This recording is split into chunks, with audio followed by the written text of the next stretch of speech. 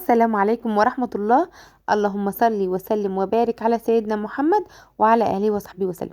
ازيكم كل اخواتي وحبايبي، عاملين ايه؟ يا رب تكونوا بألف خير. النهارده هنعمل مع بعض اوردر حلو كده وتورتايه روعة جدا، نص فانيليا ونص شوكولاتة. هضرب النهارده الصاج اللي قدامكم ده 4 بيضات. هنضرب صاج 30 في 40، 4 بيضات. الصاج اللي احنا مزهقين بعض بيه. بس النهارده بقى للناس اللي بتحب الجرام، جبت لكم المقادير بالجرام، حفظت لكم المقادير بالجرام. حفظتها، يعني خلاص اتعودت وعرفت ده ايه وده ايه وده ايه وده ايه. تقريبا كده هنحط 4 بيضات. هنحط فانيليا. طبعا ده مش عايزه جرام ولا حاجه، بس تقريبا البيضه بتبقى 50 جرام. يعني من 50 ل60 على حسب حجم البيضه، بس هي حط ايه ال4 بيضات زي ما هما. بعدين الفانيليا، وبعدين هنحط نص كوبايه من السكر. نص كوبايه من السكر 100 جرام. نص كوبايه من السكر كام؟ 100 جرام. هنسمع المقادير بالجرام بعد كده، لان في ناس بتحب الجرام وعايزه المقادير بالجرام. علشان كوبايتي غير كوبايتي، غير كده غير كده غير كده. هنحط معلقه كبيره هرميه من محسن الجل. بتساوي قد ايه؟ بتساوي 60 جرام. 60 جرام من محسن الجل اهو. اللي انتوا عايزينه قولهولي وانا تحت امركم فيه. انا عينيا لكم، بس اهم حاجه ايه بقى؟ اشترك في القناه وفعل زر الجرس. انا الحقيقه محدش سال عليا ليه، انا امبارح ما نزلتش فيديو. المفروض كنت سالتوا عليا كده، محدش دخلي على الخاص ليه؟ عشان اقول متابعيني حبايبي دخلوا لي على الخاص وبيكلموني بيقولوا انت فين. هنقول بقى المقادير، نكمل في المقادير وارجع اعاتبكم تاني في الموضوع ده. حطينا بعد كده نص كوبايه من الميه بعد ما الخليط تقل، وبقى زي ما انتم شايفين كده. نص كوبايه من الميه دي الحقيقه انا وزنتها بس ما اعرفش بالملي قد ايه. 125 جرام. 125 جرام من الميه. لكن انت عايزه تعرفي بالملي قد ايه؟ قولي لي انت بقى في التعليقات. المهم حطينا ايه بقى هنا دلوقتي؟ حطينا كوبايه ونص من الدقيق. كوبايه الدقيق بتكون 120 جرام، يعني كوبايه ونص. 180 جرام دقيق، 180 جرام دقيق. وحطينا نص معلقه بيكنج بودر. نص معلقه بيكنج بودر دي قد ايه؟ 6 جرام بيكنج بودر، 6 جرام بس. 6 جرام. تمام. 180 جرام دقيق و6 جرام بيكنج بودر. انا عينيا ليكوا حاضر. هنسيب برضو المقادير كده مكتوبه في صندوق الوصف، عشان ايه؟ لو انت حابه تاخديها سكرين كده وتفضل موجوده عندك او محفوظه عندك على الموبايل على طول. الدقيق ما ننزلش بيه مره واحده، لا لازم ناخده كده معلقه بمعلقه. اول ما ندوب بالمعلقه ننزل بالتانية. الخطوه دي مهمه جدا علشان الخليط بتاعك ما ينزلش بعد ما احنا دخلنا فيه كميه الهواء دي كلها. فايه الخطوه دي مهمه قوي. فانت كده شوفوا معلقه بمعلقه. انا في الاخر بكب كده، لكن مش بكب كتير، بكب برضو بقيمه المعلقه. تمام. خلصنا كله. انا كنت اليوم ده عامله ايه؟ صاج فانيليا وصاج شوكولاته، يعني صاج ابيض وصاج شوكولاته. فعلشان كده انا كنت التورتيه اللي طالعه كانت نص شوكولاته ونص فانيليا، نص كده ونص كده. فضربت صاج، كان في تورته تانية بقى شوكولاته خالص. او طالعه كده وكده. فالمهم انا ضربت الكيكه، ضربت ده فانيليا ورجعت ضربت بعديه صاج شوكولاته. لكن انا جايبه لكم في الفيديو ده الصاج ده بس، عشان ايه؟ مش هنقعد نعمل الصاج ده والصاج ده. لكن انا طبعا خدت ديسك من هنا على ديسك من هنا. المهم كله هتشوفوه الوقت كله ايه، هتشوفوه. شايفين كميه بقى الخليط قد ايه؟ للي بيقول لي الخليط بعد ما عملنا فيه كل ده ما طلعش كتير ودخل الفرن بقى زي البسكوت، وكانت طبقه رقيقه جدا. طبقه رقيقه ازاي؟ شايفين انا بفرك كميه الخليط قد ايه؟ انتي الخليط بتاعك كان طبقه رقيقه، الخليط بتاعك ما اتضربش كويس. المضرب بتاعك مقوموش، ولا عمل فيه اي حاجه، ولا دخلت الهواء، ولا شوفين كميه الخليط قد ايه. اصلا الخليط بيبقى ناقص مستوى حاجه بسيطه خالص خالص خالص، والكميه بتبقى كبيره زي ما انتم شايفين قدامكم اهو. انا لا بقطع حاجه ولا بقص حاجه ولا اي حاجه. يعني اي حد بيقول ان كميه الخليط ما بتبقاش كبيره، يبقى انت ما ضربتيش الاسبونج كويس، يبقى انت ما قعدتيش تضربي كويس. لان اهم حاجه في الاسبونج والعلو بتاع الاسبونج بياخده في الضرب.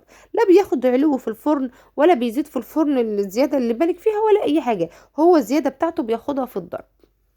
انا كنت زي ما قلت لكم عامله واحد شوكولاته اهوت وواحد ايه فانيليا. فانا عملته معاكم الفانيليا وبالشوكولاته باذن الله في الفيديو ايه الجاي. كان نتيجته حلوه برده وجميله قوي. هما الصاجين دول قد بعض، واحد بتاعي وواحد بتاع ام احمد.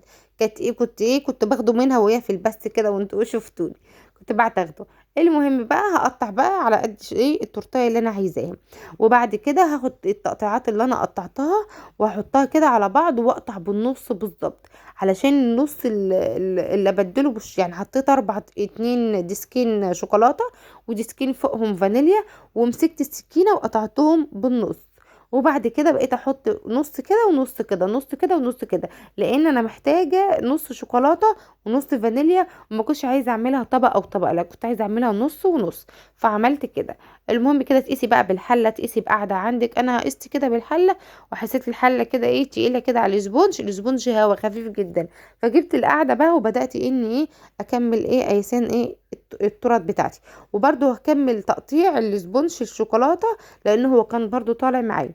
زي ما انتم شايفين في الاول انا جبت لكم الاسبونج وكان لسه خارج من الفرن، وشايفيني وانا رافعاه فوق الفرن فوق البوتاجاز.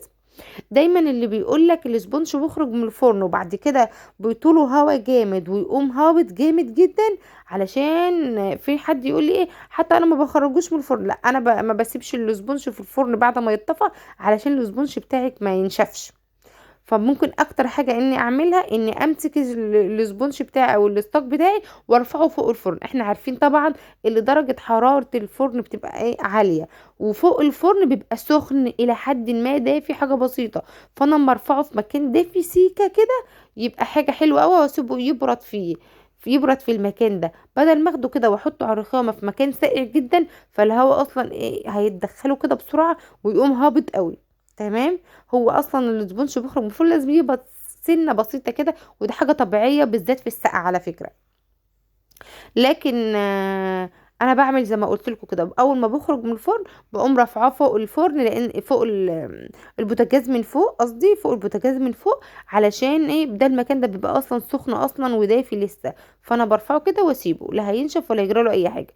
احطه على وشه ورق، علشان اي طبعا الصاج لازم ايه وشه بيلزق، عشان لو اي تلزيقه في وشه بيقوم ناشف. اما الاسبونج الشوكولاته كان وشه حلو جدا جدا جدا، وكان عالي قوي، وكان وشه ناشف وحلو قوي.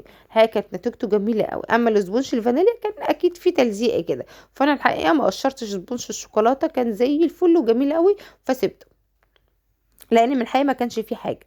وبعد كده زي ما انتم شايفين بحط نص بقى فانيليا ونص شوكولاته، وعملت الكريمتين. التورتايه دي تاخد قد ايه؟ تاخد كوبايه ونص من الكريمه، خدت مني كوبايه ونص من الكريمه. بس انا طبعا كنت ضاربه الكريمه على بعضها، يعني انا ضاربه، انا اليوم ده مخرجه التورتايه دي وتورتتين كمان، وعندي كمان ميني تورت عملتها من باقي الاسبونج اللي كان معايا. فالمهم ان يومها عامله ايه شويه شغل حلوين كتير يعني. بس الحقيقه الفيديو جيت منتوجه، هو الفيديو كان عبارة عن 4 ساعات او حاجة زي كده، فانا اصلا جيت امنتجه لقيته هيبقى كبير جدا. فالمهم ده هينزل النهاردة، والتاني هينزل بإذن الله بكرة.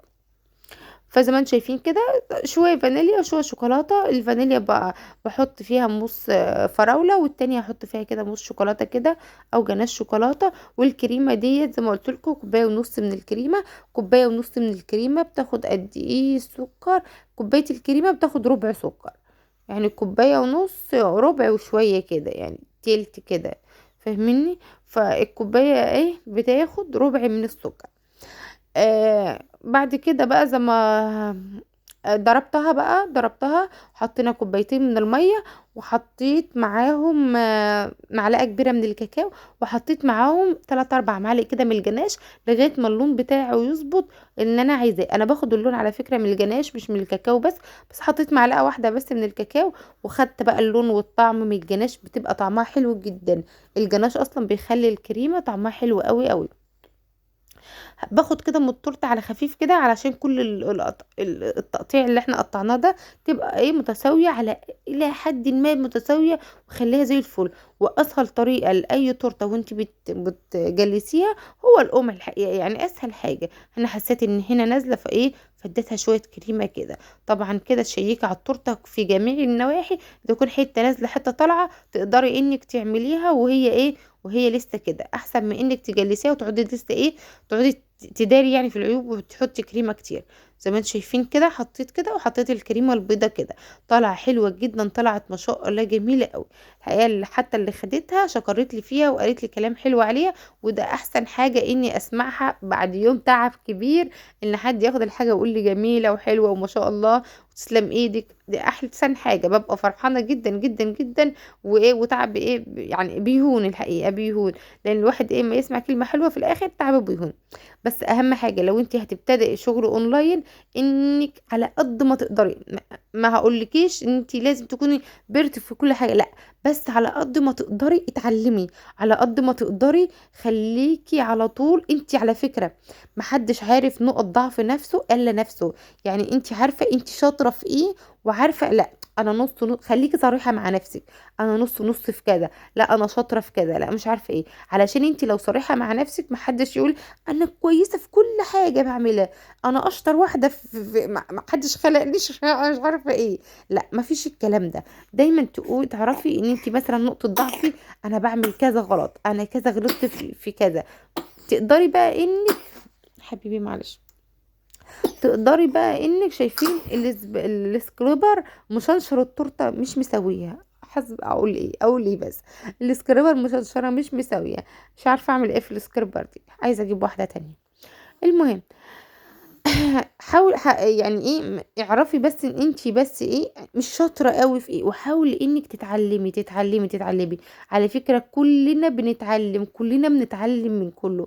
انا مش اشطر واحده في الدنيا على فكره يعني، وعندي نقط ضعف وانا عارفاها، انا عارفه ايه نقط ضعفي، وعارفه انا شاطره في ايه لا، ونص نص في ايه، ومش عارفه لا. انا اكتر كل واحد اكتر واحد يعرف هو ايه، هو شاطر أوي في ايه. فاهم حاجه انك تتعلمي، تتعلمي كل مره الفينش بتاع التورته يبقى احسن من المره اللي قبلها. ده اهم حاجه، اهم حاجه.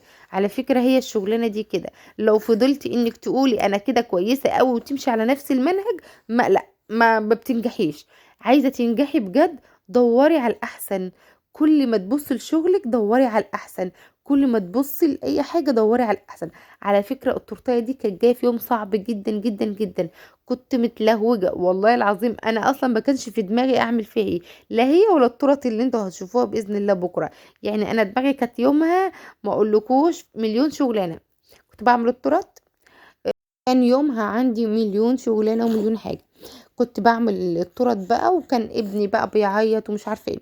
المهم اصلا انا اصلا مجهزه التورت دي قبلها بليله، يعني قبلها بليله اما بيكون عنده اوردر وعارفه ان انا هعمله، فاكون مجهزاه وموضباه قبلها بليله، ومجلسه التورت بتاعتي، وزي ما انتم شايفين كده، وماشيه السكروبر برضو المشنشره عليها من بالليل مش الصبح، عشان بتكون الكريمه شدت خلاص وهتقوم مفلقه كده منك بقى شكلها مش حلو. فمن بالليل اكون مجلسه الكريمه ومشنشراها كده بالسكريبر المشنشر، وحطهم في التلاجة. والصبح اقوم احط الفاكهه، احط الشوكولاته، وافنش الفينش الاخير وادهله. بس تاني يوم بقى طلب مني شغل جديد، فكان يوم متعب جدا. فالشغل بقى بتاعي امبارح اللي عايز يسلم، والشغل الايه الجديد كله كده في كله جه في يوم واحد. والرزق ما شاء الله جه كده ورا بعض، وربنا يرزقنا ويرزقكم يا رب، اللهم امين يا رب العالمين. فانا كنت اصلا دماغي ما فيش فيها اي حاجه ان ايه، اني اعمل إيه التورت دي خالص. ببص في التلاجة كده بدور على فاكهة، لان هي مطلوب فاكهة وشوكولاتة. ما لقيتش الا فراولة وتفاح، فراولة وتفاح. قلت يلا مش مشكلة، إيه هو اصلا التورتيه مش كبيرة، فاحنا ايه هنطلع منها شكل حلو وجميل ولذيذ وحلو وجميل، حلو جدا في الوقت ده. هو وقت الزحمة كده ببقى اقول كله حلو حلو حلو حلو حلو، اصلا دماغي ما بتبقاش ساعتها بتفكر في اي حاجة. المهم كده حطينا بقى التفاح جنب بعضه كده. معلش انا اصلا كنت واقفة اقطع الفاكهة، والمفروض ان انا اصور تقطيع الفاكهة، بس انا ساعتها كنت لبخت جدا. المهم عندي ان كانت التورتيه تستلم. اصلا الشوكولاته دي كمان رحت سيحتها، وسيحتها بطريقه وحشه جدا يعني، على وشون المفروض كان احط الشوكولاته قبل الفاكهه. انا عارفه كده ان كان المفروض ان انا احطها، بس الشوكولاته ديت والله كان لو تعرفوا كانت مسيحه بقى، بتضحكوا عليا ضحك السنين. فايه فالمهم كده ان انا بقى ايه عما ايه هدت شويه كده، لان هي ايه كانت عملت خالص فكت خالص. فعما هدت كده قمت حاطه الفكه ورصه الفكه، ما كانش عندي صبر ان استنى. فحطيت الفاكهه كده، وبعد كده حطيت ايه الجزء بتاع الشوكولاته زي ما انتم شايفين كده. قلت انا هسويها بقى واتعامل وايه واخلص كده ايه التورتايه. كلمت بقى صاحبتها اصلا ساعتها، قالت لي انا قدامي شويه وجايه، وما جاتش الا بعد شويه كتير. فزي ما انتم شايفين كده بقى عملت كده وردات كده. قولوا لي ايه رايكم في رصه الفاكهه بتاعتي. هي حاجه كده اصلا اكتر شكل كده هادي، وجي في دماغي ساعتها، فقمت ايه حطاها كده بالشكل ده اهو. والجزء الشوكولاته كمان، انا لو كنت فايقه كنت عايزه اعمل ورق ترانسفير واجهز مش عارفه ايه، بس الحقيقه ما عملتش اي حاجه خالص. فقمت حاطه بقى كام شوكولاتايه كده على ناحيه الشوكولاته وخلاص، وجميله وزي الفل وشكلها حلو قوي ما شاء الله. هي نيتها وطالعه شكلها حلو قوي، ورصه الفاكهه طالعه جميله ما شاء الله. واهم حاجه السبونج والطعم، واهم حاجه كمان اللي هي عجبتها.